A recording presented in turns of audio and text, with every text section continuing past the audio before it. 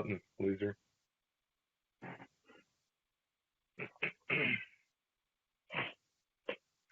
Well, good morning, everyone. Thank you for joining us once again for some time to gather together and to discuss the work of an evangelist. Terry is back again, sitting in the side seat chair, or I'm the side seat chair. We never really figured that part out. Our personalities and dispositions suck up all the air of the room anyway, so it really doesn't matter. Terry, how you doing? I'm good, man. How are you doing today? I am doing fine. So we've got a really simple, but I think pretty common topic laid out for us for our conversation today. And a lot of folks I know who preach talk about a transition that takes place after about a year or two into the work. And they'll say something similar to, well, I guess the honeymoon is over. And so we thought it'd be good to kind of open up that topic and talk about that transition between being the new guy to the guy that's there, if you will, because eventually the newness wears off. You know, you don't look and smell like you're fresh out of the box anymore. It's kind of like being the guy that everybody can't wait to get there to the guy that somebody hopes he leaves soon. That's kind of how it feels sometimes. Well, in a keeping it real basis, that's going to always be the case. What will probably happen, at least from my perspective, is who that guy is will change. You'll have a different guy who is wanting X, Y, or Z down the road. Terry and I have both talked to some evangelists over the years who have spent 20 or more years in the same place. Some I've talked to have spent 30 years. A couple have spent their entirety of their evangelistic work working in one community with one congregation from beginning to end. And so in those conversations, by the way, they talk about these same issues as cycles rather than events. And I think that might. Sorry to interrupt. We had a broadcast with Mark Russell a couple of weeks ago where he talked about that, how things changed. He's been there over 30 years and how that cycled. And it's interesting to kind of see that and how that happens.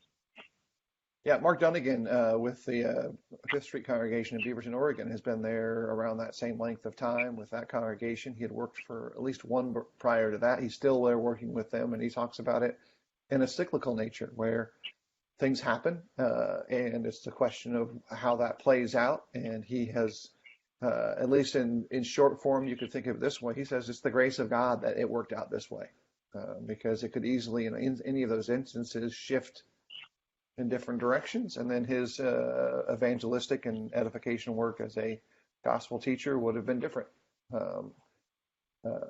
But let's get to the concept point here. The honeymoon phase for the preacher, and we'll just use this as a starting point time-wise, if you will, but it's not really, there's no really set time. But often it's like we think about it after about a year. After about a year, maybe a year and a half if you're lucky.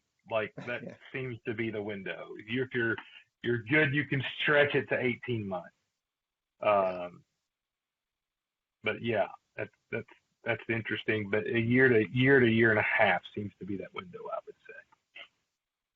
Yeah, and some of the things that we're kind of thinking about in that area and trying to understand are, at least for our purposes right now, three things: why this happens, what do we do in response to that shift in the work, and then some things you individually simply can't fix. When you can't fix it, how are we going to respond to each of those challenges when they come up? We'll say a lot about what the next phases of our work will look like. So to begin, why does it happen? Why can it seem in such almost in a fickle sense that you got there, everyone loved you, a year and a half later, now it feels like, it's just problems. So what are some things structurally that take place to make that shift? Well, let me say this. It's the reason we use the honeymoon is because it's a lot like the dating marriage concept. It's a perfect illustration for it.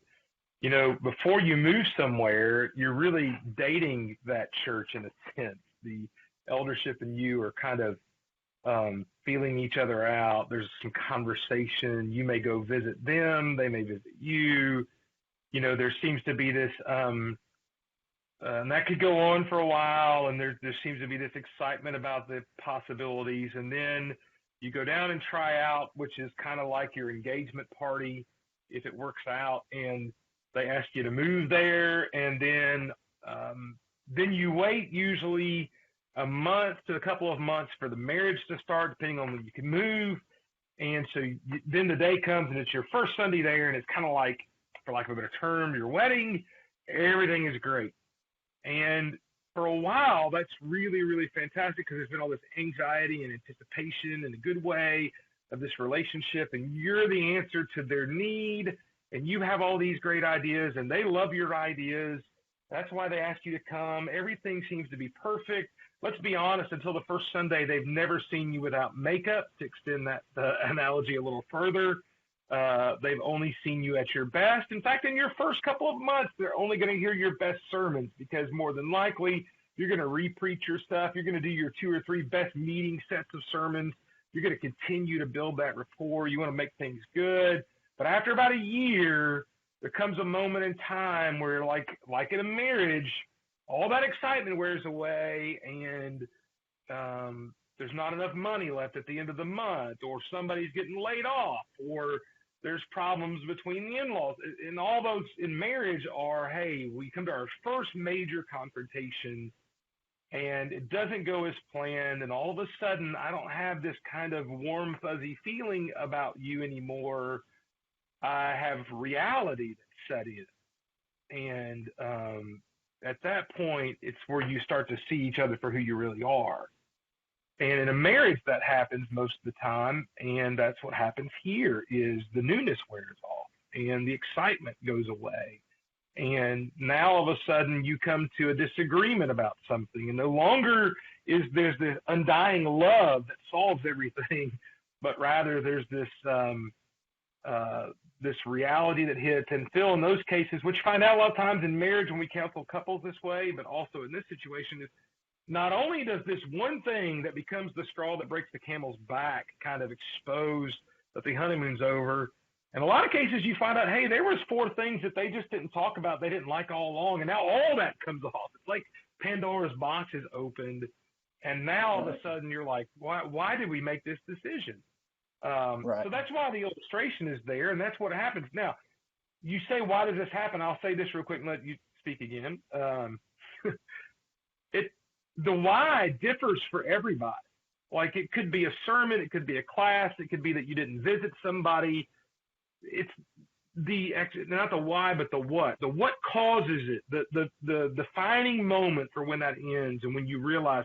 And really what I guess I should say is, often for the preacher, the honeymoon ended before you realize it. There's something that happens that blows this up, and you go, oh, well, that's where we're at now. The what is different for every guy, but the why is just the newness wears off, and you also get comfortable, but almost too comfortable, and then all of a sudden, here's this defining moment that says, oh, now, and what this really means in a marriage and in this is, now you have to start working at your relationship. You can't coast anymore.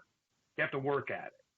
Yeah, I think some of the things that we'd also want to put on the table for some of this why is that you may not have investigated or asked the correct questions before you began this relationship evangelistically. You might not have known the questions to ask, maybe because of the pain of the past for either party, the local church or for you. You avoided certain questions because you didn't want to unbox those things publicly. There's a couple of different categories as to why the questions don't get asked. But if you don't ask them ahead of time, and then all of a sudden, it feels like they come out to the top of the table, it's a big shock. It's a giant surprise. I really think that some of the reasons these challenges exist is because we didn't necessarily take the time to, just like in dating, get to know each other before it begins. That's a big Yeah, or you weren't willing to see it. Like that's the other problem in dating, right? Is how many times, nice plug for Appy and Media, how many times, Phil, have you seen married couples who have a real problem, and you look back if you knew them before marriage and you thought, we all tried to tell you that's what was going to happen, but you wouldn't listen because you were so enamored with other things. And that sometimes it's not that we didn't ask the right questions. Sometimes people try to tell the preacher or the eldership, either one, either side, here's what's going to happen here. Oh, no, that won't happen here because we're so convinced that this is the perfect chemistry. So there were warnings and you had the opportunity and the questions, maybe you didn't even ask them, but the answers were given to you in a way you should have seen it.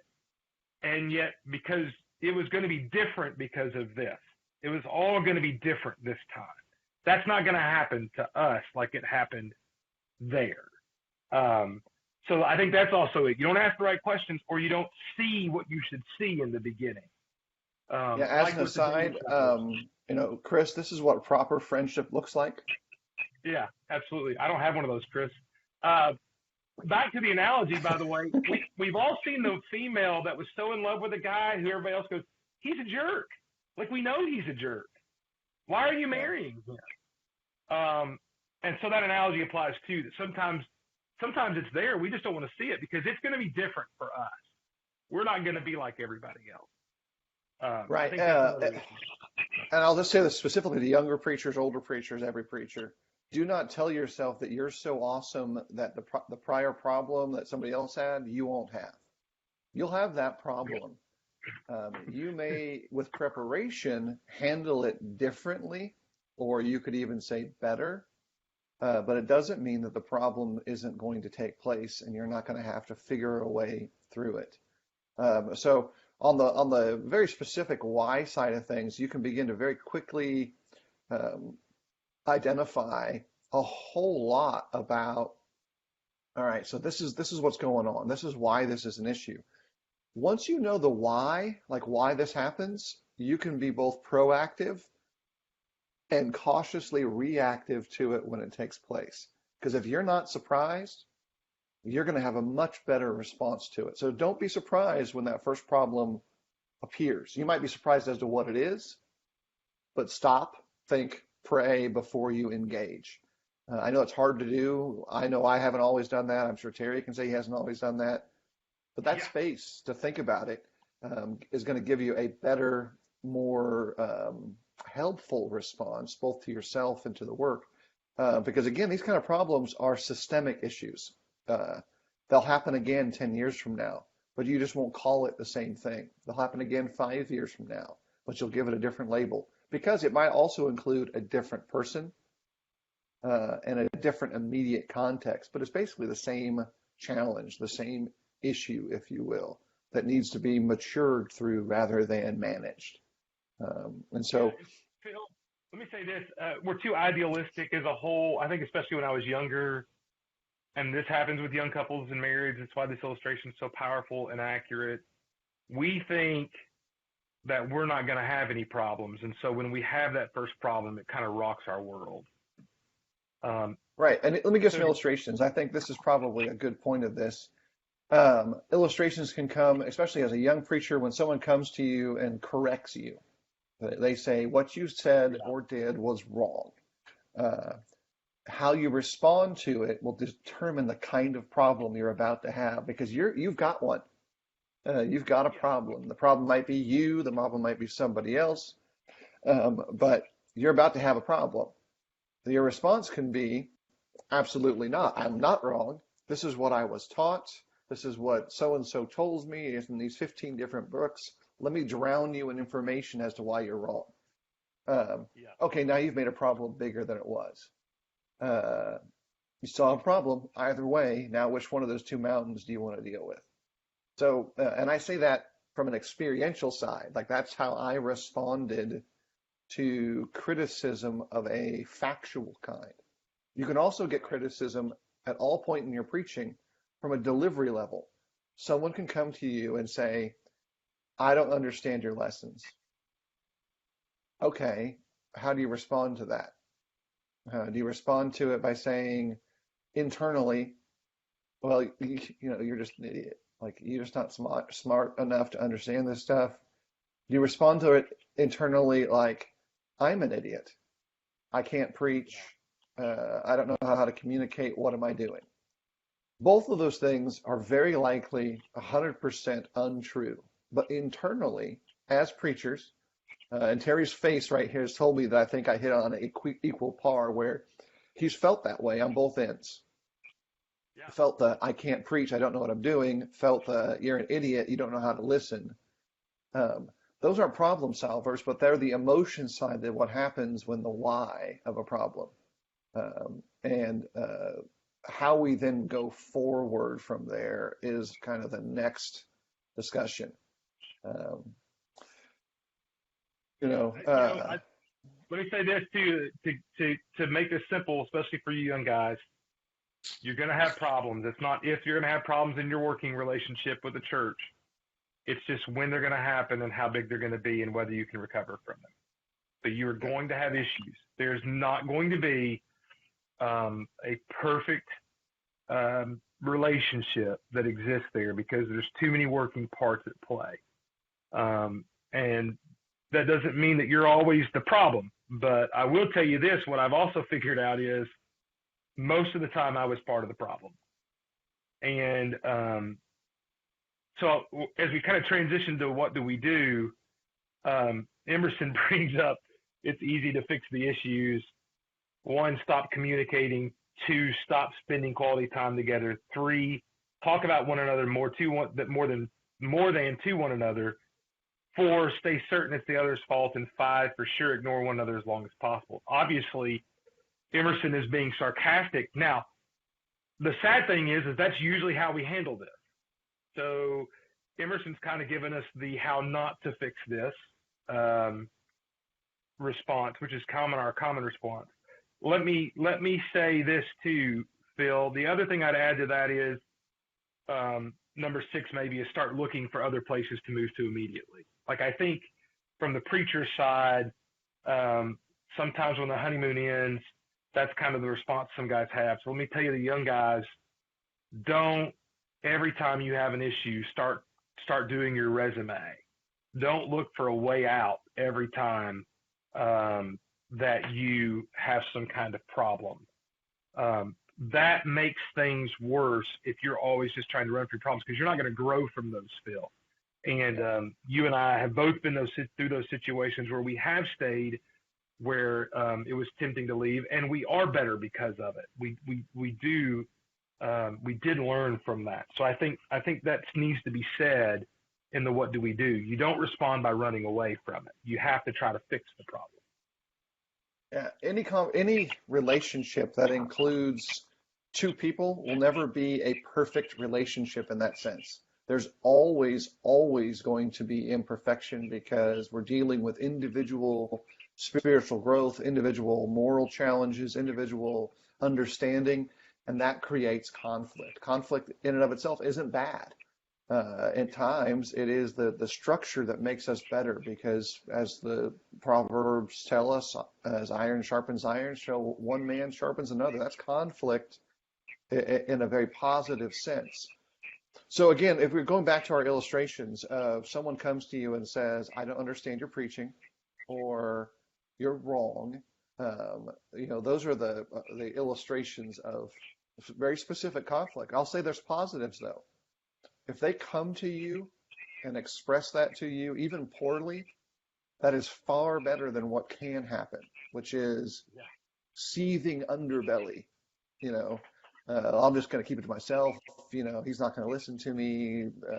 It's never going to change. I'll just wait until the next preacher comes along and maybe he'll be better. Or go complain to the elders that you were wrong and they don't like your style or they don't like what you said without ever talking to you, which is another worst case scenario. Right. So there's lots of things in there. So going back to the model of what can make things better, conversation, preaching, teaching are a shared endeavor. In as much as we who preach do our very best to communicate effectively, we are representing a vessel of service in between the actual conversation that's trying to take place from God to man. And so in that dialogue there, if someone says they don't understand, it's really an opportunity to ask some more questions. First one is, what do you mean you can't understand me? Now, you may not phrase it that way, and I'll suggest to you that you probably shouldn't phrase it so boldly and directly unless you have a good relationship with that person, because their lack of understanding might be an open door for them to explain, you keep using the Old Testament, and I don't understand any of the Old Testament. Or I don't believe the Old Testament is a priority for me right now, as an example. Or it could be, I'm really accustomed to sermons having point invitation, and you never preach that way. Or they can't see that you do. And so you have to ask the questions behind the questions to figure out why. Sometimes people forget the skills they developed in the past. Being a good sermon listener is a skill. I'm going to shout out a young lady that I've known for a long time who's now helping raise her family, Kaylee Cook. If you want to get copies of my sermons from when I was preaching at Jerry Whitson, don't get mine, get hers. Her notes from my sermons are probably better than my outlines of my sermons. Side note, you'll also know every single song sung at Jerry Whitson whenever she was there, because she always had the full song list there for her notes. So she's a great note taker from her training early on. So you leverage that to the present tense, and you think about it now. Maybe there's something you can do as a teacher to help make note taking easier, or retrain someone in a skill they've lost before. Or the other end, maybe you need to adjust your presentation of the text to a way to make it more understandable. Maybe the issue is the media you're using is illegible, like you've got a bad screen or bad lighting, or you need to figure out how to do visual media better or not do it at all. These are all components that get into what to do when the problem takes place in view of one issue. The problem may also be that they're expecting a pastor and they got a preacher, or they were expecting a preacher and they got a pastor. Both of those are biblical issues that also need to be sorted through. Yeah, there's a lot of possibilities to that, and that's more of a side issue than what we're really talking about. And I do think Chris followed up with, he said, for real though, the communication and friendship is crucial. I do think that's the key to how you fix this. What you do about it is, it's just like in a marriage. So when that marriage after the honeymoon ends starts to not fall apart but have issues, the way you fix that is you fix it by making that relationship stronger, building a friendship with your husband or your wife, talking more, not less. That's how you do that. And the same is true in this situation. So when you have somebody who questions you, I tell you what, our common response is still to push them away. We don't want to deal with them anymore, to ignore them. And it's almost as if the right response is to try to embrace them more, to try to build a relationship, to try to bring them in, to have conversations, and to not necessarily just make your relationship about, okay, you don't think I preach good, tell me how to fix that, but actually build a relationship outside of that. Because one of the things that happens, by the way, I don't know if you realize this, but even the worst preachers, their grandmother loves listening to them. Mm-hmm. And that is because they have a relationship. And I mean, the reality is there's a lot of guys that you may listen to and go, man, I don't know how that guy's been there for 20 years. I don't think he preaches very good. He's there for 20 years because the relationships he's built are more powerful than his style that he preaches with. That's why. So the way you fix this is you just build relationships with not just the leadership, but with everybody. Right. And that's the key. Don't just appease your bosses. Because if you just do that, if you're just a company man and you're in a church of whatever it is, and you've got the 2, 3, 4, 5 elders on your side, but out of the 150 people, there's 60 that don't like you, over time, they will wear away the relationship you've only built with the elders, and you will have greater problems. You have to have the relationships, communications with everybody. Yeah, and you can think about it this way, and we're thinking about like why typical problems exist on the delivery edge of speakers. Most speakers are typically on a first day of the week average. They're average in delivery, they're average in ability, they're average in insight. Some of them go in the margins one way or the other, but for the most part, it's an average message. I know no one wants to think about their message of average. I'm hoping that they put in an extraordinary level of effort into producing the message, but in the end, it's average because that's how things are. So Terry's really keying into the issues are usually not necessarily going to come up because you aren't working hard enough if you're an honest, good guy. There are going to be other things that are these factors. So pay attention and listen well. Listen earlier if you want to think about it that sense rather than later and after the problem kind of really gets big and really starts to fester and cause problems. But know this, there are some things that really aren't your actual issue. And this is part of the kind of the correlation thing. Something that I do, I think Terry does this too, is that even if I'm visiting a group and I'm the guest speaker for a congregation, I am supportive of leadership in those congregations as a general concept. At the church at Jerry Whitson and at Eastside, while I was the evangelist at both these locations, but not one of the elders, I was 100% in support of the leadership. That means that sometimes the problem people have with me is not actually with me. It's because I represent the leadership of the congregation. That's not going to change, that interaction there. And I might represent the decisions they made to bring me there or whatever. In those instances, the what to do is to make sure that you don't forget that choice you made to support those elders. You don't get to toss them under the bus because you too don't agree with their judgment decision. Okay, you don't agree with it. They're still your shepherds. They're still the ones who are trying their very best to listen to the flock, listen to the leadership of God, and guide both of them into the spiritual steps that are best for them next. And so I think there's probably a little component to that sometimes as the preacher, you aren't the problem, but you're still dealing with the problem in that sense. And the what to do needs to be managed in the same way of remembering that choice you made. You said yes. You said yes to come, and you said yes to work. That does lead us, though, to the times when you can't fix it. There are some problems that exist in evangelistic realms that simply don't seem to have a solution at your end of the table. And I'm kind of framing it that way on purpose because there's just some things that we have a limited ability to interact with and a limited ability to negotiate around.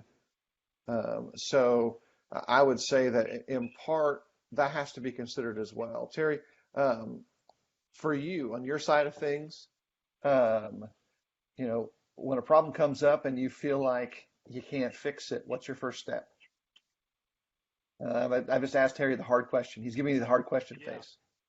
Well, I don't know that there is. Well, my first step is always to pray, and I think that's the obvious answer is to pray a lot. Mm-hmm. And then what you pray for is wisdom, because there's not an exact science to this. And additionally, the other issue is that the response in one circumstance may not be the same response in another circumstance. So from that standpoint, you pray for wisdom, and then you have to really think about what is it that needs to happen here. Sometimes what needs to happen is for the peace of the congregation, maybe you do need to leave. Sometimes there needs to be just some really diligent work on your part and on the leadership's part to continue to build relationships and communicate and to stick this out and to repair whatever is damaged. Because sometimes that's what's best. In fact, I will tell you, the guys that have been there for 25, 30 years, they're not there because they never had any issues. They're there because they fixed them sometimes when they didn't even seem fixable. Sometimes in some rare cases, there may be some things involved where, and this is rare, where you have to stick it out for a while and almost be somewhat, I hate to use the term martyr, but in order to fix what needs to be broken, it may not be you. And you may need to be there long enough to try to fix that for the sake of the congregation, even though that could be potentially damaging to you personally. Yeah. So the point of that is there's a lot of ways that can happen, but and that last one sounds rough, and I think that is the rarest of rare cases. I don't think, though, that the way to fix it is always running away. Sometimes you have to do harder things. The easiest thing, I think, in this, by the way, is to leave. That's the easiest response. But what happens if, we talked about earlier, that sometimes you go to a place and that place already, everybody else told you there were going to be problems. You thought there weren't going to be problems. You go there, the same thing happens. You have two choices. You can leave like the guys before you and not address it and let the next guy come in and repeat the same thing over and over again, or you can try to address it even to the point that it could end somewhat badly and in hopes that it will be better. And you have to have the wisdom to do that. I will say this. There is one thing I was taught early on by an older preacher, a couple of older preachers, but especially the one that mentored me, Wilson Adams, where he told me one of my jobs in every place that I go to is to make it better for the next guy who takes my place. I have a responsibility to make it better for the next guy. And that includes how I lead. So I'm not saying here, by the way, make sure you understand, I'm not saying that you stay long enough because there's issues, you get asked to leave, and then you decide to take like a bunch of people off with you and split the church. That is not what I'm saying. That would not be making it better for the next guy. But you may stay long enough in some cases that you are asked to leave. And when that happens, you leave in a way that makes it better for the next guy. You always make it better for the next guy. But don't always just run away and pretend like nothing really happened, so the next guy comes in and deals with the same thing you had to deal with. So that's why it takes wisdom. It is easier to leave. Pray about it. Ask for wisdom. Seek the wisdom of other guys that have been there. Balance that without being a gossip, which is very difficult to do. But make sure that you try to make it better for the guy who comes after you, because somebody is coming after you. And it could be, by the way, as one guy told me in a situation not too long ago where I faced some of this, I was talking about leaving. He said, make it better for the next guy, because that could be me. So if you're watching, just remember, make it better for the next guy, because it could be me or Phil that takes your place there. And we would like for you to make it better for us, if at all possible.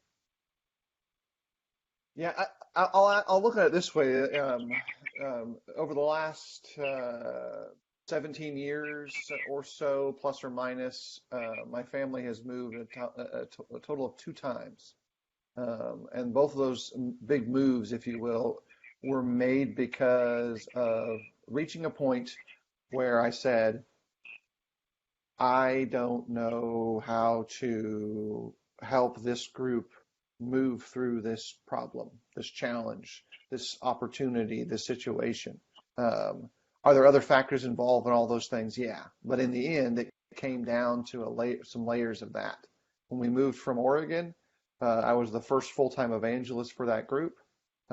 Gradually, the group was going in the maturing process of needing local leadership.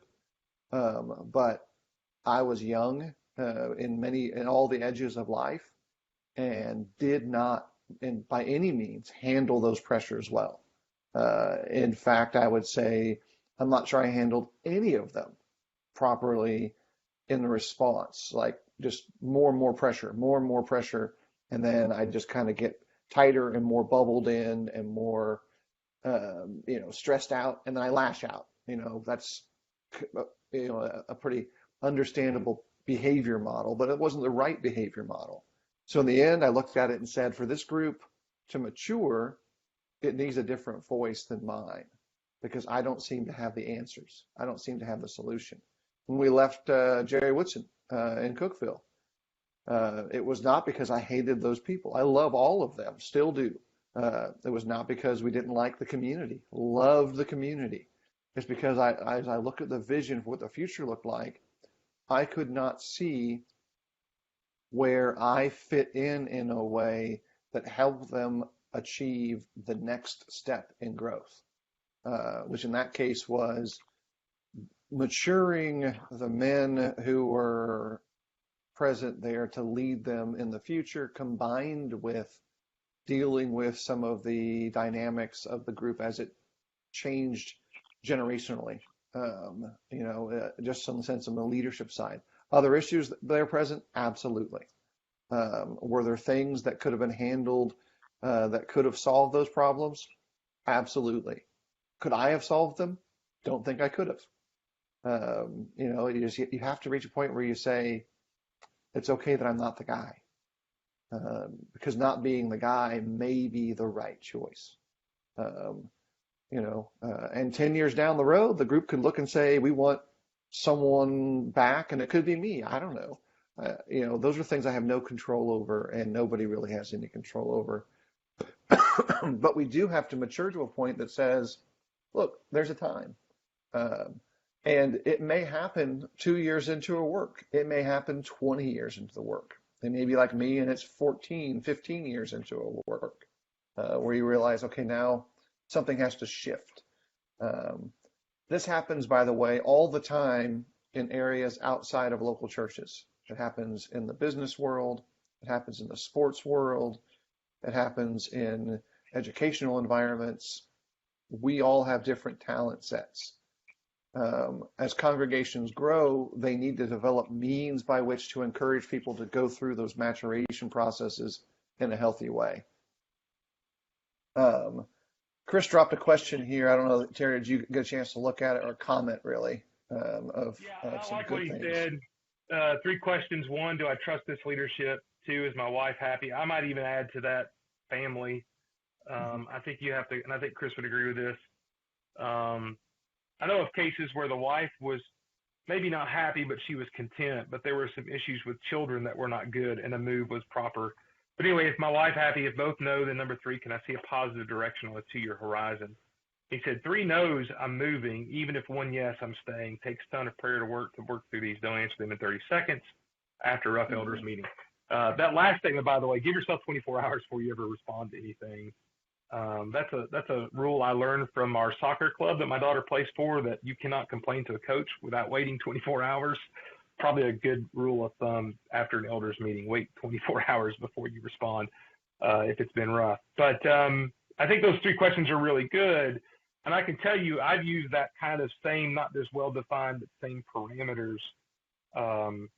And I have stayed at places because one of those answers was yes. Eventually I can be open about this because it's not really a secret. I made a decision after I knew things were going to not be great to stay for the sake of my family for several years, and also for the sake of many people that we loved. But then there came a time where that decision was made for me that it was time to go. And the timing worked out great for us, and we've been blessed in that transition, that move. But it's not, as he said, there's tons of prayer to work through all of that, and it is not easy. And if you have to understand, I think the thing that I'm seeing, especially in young preachers, I'm going to be critical of you young guys for a moment, and I used to be you, so just remember that. I think that sometimes you have a rather idealistic idea of this work if you're not careful. And when real problems come up, I see a tendency among some guys to just take the easy way out and leave. And I'll just tell you that you're not growing if you're doing that. Sometimes you've got to stick it out and do really, really hard stuff. That's why this is called work, is because sometimes it is hard and it is painful. You will grow for it.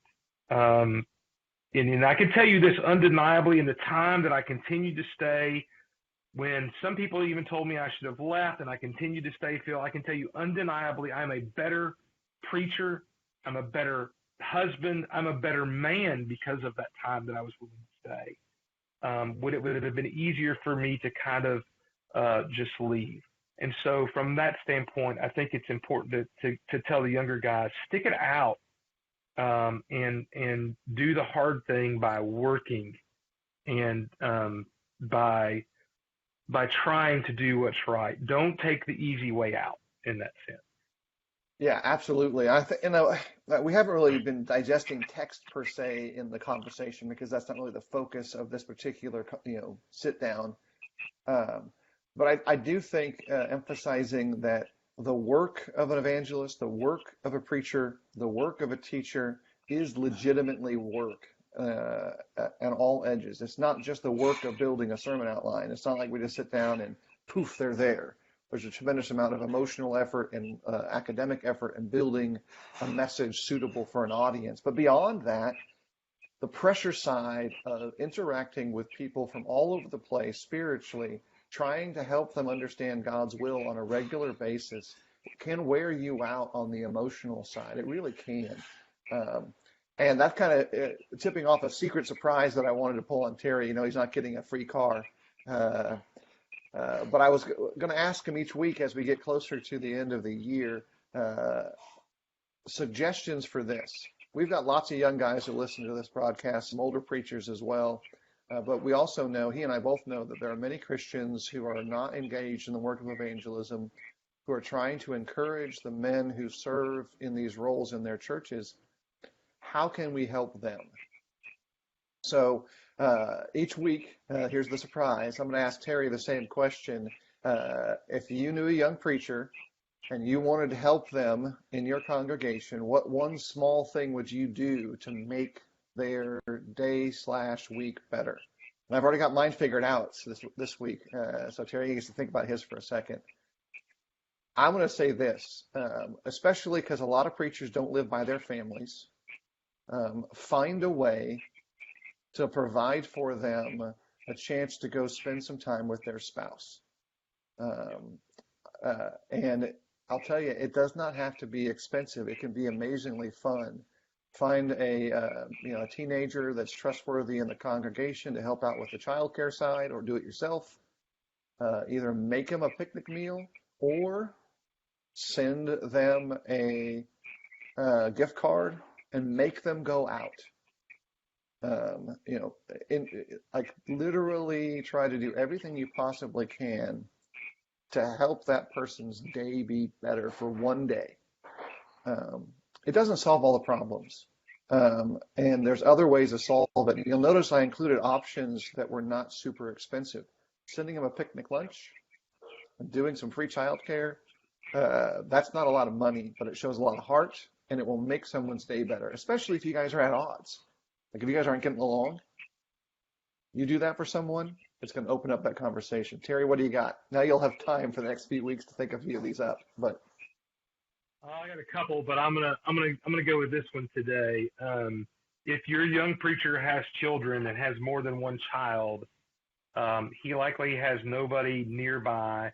One of the hardest things for our family when our kids were young was that I got to get up in the pulpit and I didn't have to deal with my kids during the sermon. So one tremendous help you can do sometimes, and you'll know whether your preacher's wife is open to this, but a lot of times it's not uncommon for a preacher's wife to be there with 2, 3, maybe 4 kids, all under the age of 10, and she's trying to wrangle them while daddy's up there doing something. Sit with the preacher's family, sit on the other end of the pew or sit next to the other end of the kids and try to be an assistant. Don't interfere, don't take over, but just try to be there to help. We've all seen that awkward time where the baby has to go out, the 3-year-old has nobody sitting next to him, And hey, sometimes the 3-year-old does really, really good sitting there all by himself, but sometimes he doesn't. But if you're an older family, especially an older couple, just sit next to their family and kind of be an assistance during a difficult time. There's a lot of stress. I don't know about how Jill felt about that, Phil, but I know Duane always felt a lot of stress when our kids were younger during that time period. Quite frankly, that's why we kind of had our kids so far apart. They're all 4 years apart. Was it made things easier on her? That was actually part of the discussion. So just think about that. And again, that's free. That's simple. That's easy to do in that sense. And also builds a really good relationship that will help you out later on down the road. Right. I got a few more already lined up in my head. I'm sure Terry does too, but we're going to try to include those in our conversations leading up to the end of the year. The focus for them is going to be simple things to make a stronger relationship among brethren. I mean, I think that's really kind of the thing. We're focusing to the preacher's role because that's what we're talking about in this broadcast, but I think that's a powerful fixer of when the honeymoon is over too. I think it's actually something that will fix these issues sometimes that crop up. Hey, and by the way, a new car wouldn't hurt. I mean, I'm just going to throw that out there. Yeah. I think I've got a Hot Wheels car lying around here somewhere. It's the appropriate gift for the. Excel still more car. Maybe that's what we can get. No, I think I've got better chances over here because some people love me more. While he drinks from his Appian media cup, let me just kind of wrap things up. Thanks for joining us today. We hope you have a great Thanksgiving. And I know a lot of you will be traveling. And we just really appreciate you guys supporting us. Share the videos. If you have something for us to cover in the future, let us know, because that certainly is something we want to hear. And we plan on continuing this work for quite a while. So, Phil, why don't you wrap it up and close us out? Thanks, everybody, for joining us today. Hope you have a great time in all your family activities, and join us again next week for a little more time where we talk and discuss and dig into the work of an evangelist. Love y'all.